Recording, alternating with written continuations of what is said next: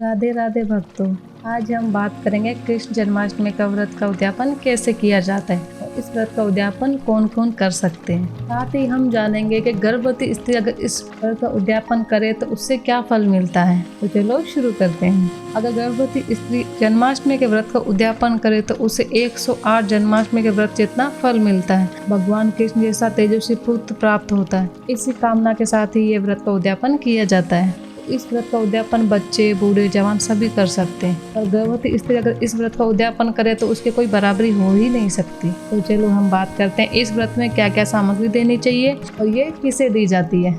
8 गर्भवती स्त्री को और साथ ही 1 साखी को ये व्रत के उद्यापन की सामग्री दी जाती है। और इसमें क्या क्या सामग्री देनी होती है तो हम 1 कटोरी दे सकते हैं, छोटी या बड़ी जैसे आपकी श्रद्धा हो उसके अनुसार। 1 कटोरी, उसके अंदर मिश्री, साथ में पानी वाला नारियल जो जटा वाला होता है चढ़ाने के लिए वो वाला नारियल, और साथ ही 1 हरा फल जैसे सेब हो गया, केला हो गया, जो भी ऋतु वाला फल आया वो फल, और साथ ही 1 मिठाई दी जाती है और साथ में 10, 5, 20 जितनी भी आपकी श्रद्धा उसके अनुसार दक्षिणा देनी होती है।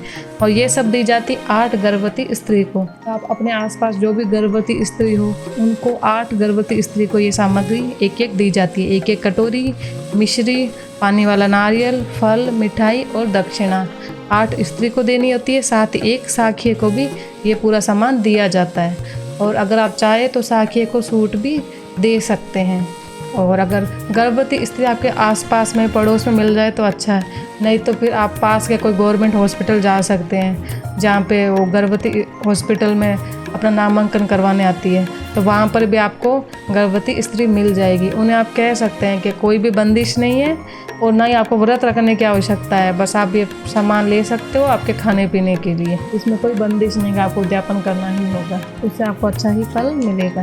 साखी को आप चाहो तो दक्षिणा के साथ सूट देना चाहो तो दे सकते हैं। और इसके साथ ही हमें देनी होती है 1 कान्हा जी की पोशाक जो लाल, पीला, गुलाबी ऐसे कलर में हो तो और भी अच्छा रहेगा। वो कान्हा जी की पोशाक देनी है। उसके साथ ही हमें देना 1 मुकुट, मोती की माला और बांसुरी।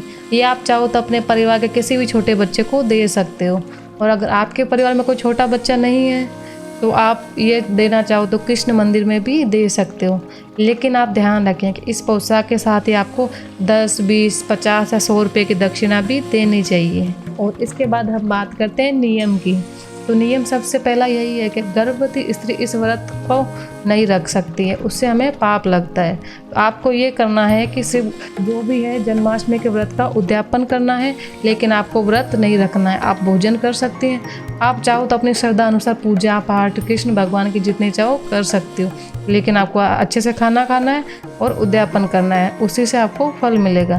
साथ ही जो सामान्य स्त्री है, पुरुष है, वो व्रत करते हैं, वो उद्यापन करना चाहते हैं तो वो पूरी तरीके से व्रत रखें। और साथ ही 8 कटोरियाँ गर्भवती स्त्री को उनको भी देनी है, उनको भी 8 कटोरियाँ गर्भवती स्त्री को ही देनी है और 1 साखी के लिए दी जाती है। और साथ ही आप चाहे तो गर्भवती गाय को या जो भी सामान्य गाय है उनको हरा चारा भी खिला सकते हैं। चलो राधे राधे। अगर आपको कोई भी समस्या हो, कुछ समझ नहीं आ रहा हो, कुछ पूछना हो तो आप मुझे कमेंट भी कर सकते हैं। धन्यवाद। राधे राधे।